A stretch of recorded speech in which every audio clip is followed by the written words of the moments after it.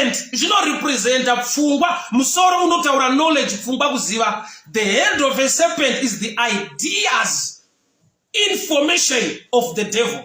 So the seed of a woman, Jesus the word against the devil's idea. We must crush the ideas of the devil using the word of God.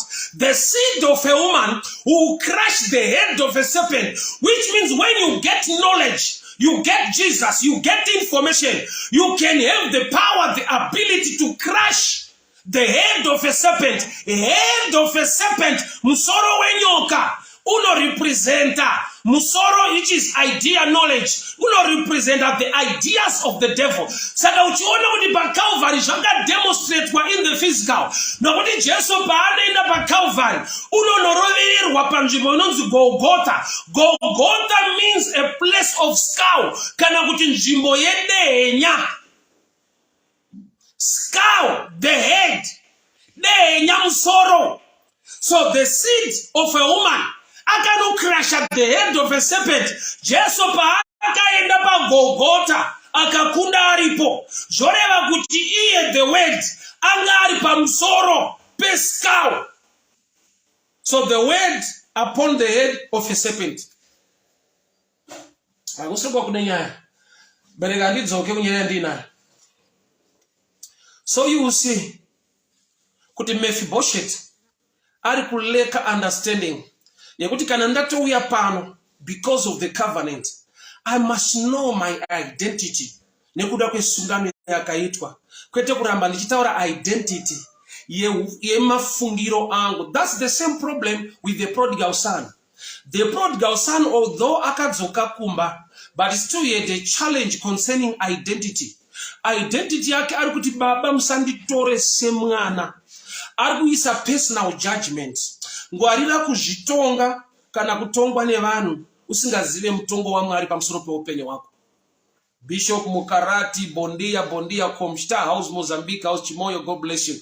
Ngwarira kunzwa matauriro evanhu usina kunzwa pfungwa yaMwari pamusoro peupenyu wako. Vanhu vanotonga vanhu vanozvitonga vega. Mukomana akadzoka akati baba musanditore semwana. Saka wadzokerere hanga yakamupusha kudzoka kumba, but lack of knowledge yaimupusha kushaya ukama nekuwirirana nababa.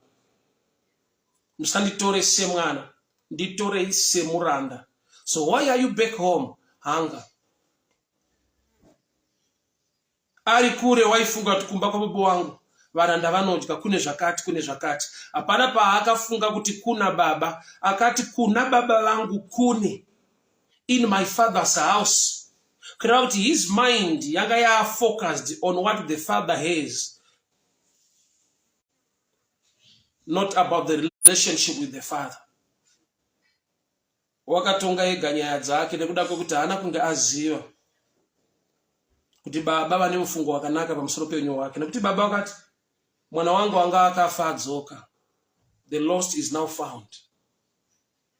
So ane identity yekujango although ari back home. So tina vanhu vekuti muchechi vamo, kuchechi vakauya, but muna Kristu avamo, nokuti muna Kristu mune relationship, mune understanding ya identity nekuda kwebasa rakabatwa pa Calvary.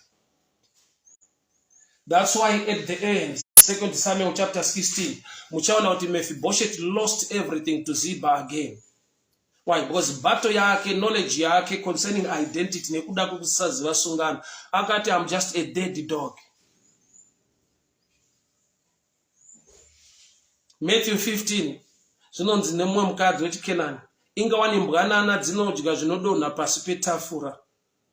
Iye ari kudiwa kuti adye patafura, but anozvipa identity yembwa dzinodya zvinodonha pasi petafura. But iye abviswa mulevel yekuva imbwa inodya zvepasi kuti aqualify kudya zvepamusoro, but anoramba ane mentality yepasi. Ameno kana wandinzwa nditsanangure ipa patite prayer.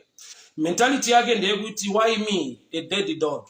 Ukatarisa nawo yembwa mukadzi wechiKenani achitaura naJesu Matthew 15, anoti inga wani mbwanana dzinodya zvinodonha pasi petafura. Kureva kuti imbwa dziri meant to eat macrumbs zvinodonha pasi. Iye ari kudiwa kuti adye patafura, but anozvipa identity inokonzera kuti adye zvinodonha pasi petafura, just like a dog. Muupenyu hama dzangu, rega nditaure chinhu ichichi. Shuwira zvakanaka. Ipfungwa yaMwari kuti zvakanaka muupenyu zvivewo zvako. Usava comfortable nezvepasi petafura. Don't treat yourself like a dog. You are wonderfully and fearfully made. And if you are faithful and obedient, you eat the good of the land. Kwete kungodya bedzi, ukanzwa shoko rako kuti the good of the land, you eat the good of the land. Panoti good pane nyaya.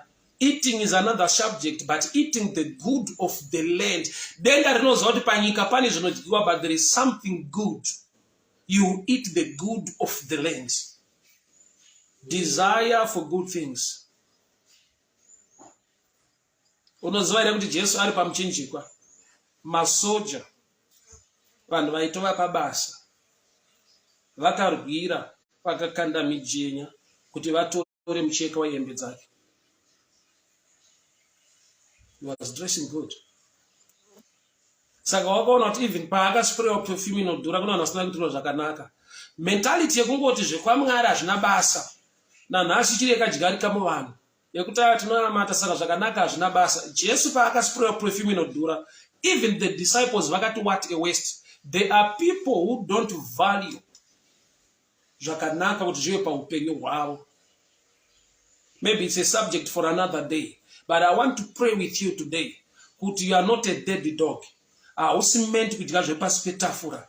Nyasha dzawakaitirwa ndedzekuti you eat continually on the table with the king. Father, I pray. I speak blessing and favor in the name that is above every name. In the mighty name of Jesus. Every mentality yekuzvidzikisira, mweya inoda kuti vasadyawo zvinowanikwa pamusoro petafura, the spirit of a dead dog, I come against it in the name of Jesus. Lord my God, because of the blood that was shed at Calvary, vana venyu ngavasangane nezvakanaka muupenyu, the good of the land, the best of the land, your favor, milk and honey mentality must be upon your people this morning. In the name that is above every name. In the mighty name of Jesus.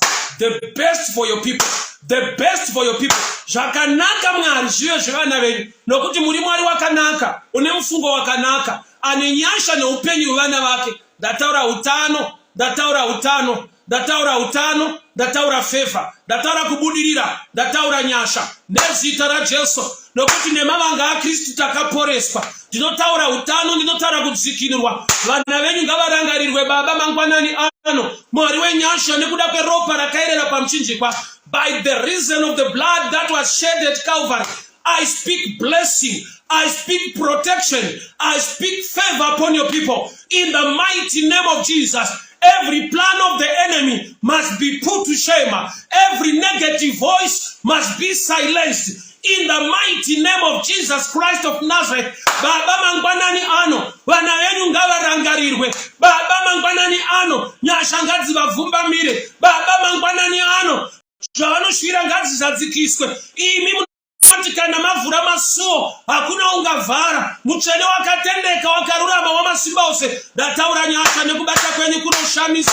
Wakatendeka wakarurama Mwari wamasimba ose. Ndiri kunamata mangwanani ano Baba. Nyasha nekubata kwenyu nokuti makatendeka. Imi Alpha, imi Omega. Wekutanga nekupedzisira. Mutsvene wakarurama Mwari wamasimba ose. Ngavarangarirwe vana venyu. Nyasha dzenyu ngadzidirwe muupenyu hwavo. Tinotaura favor nekubata kwenyu mangwanani ano. Muzita raJesu Kristu weNazareta.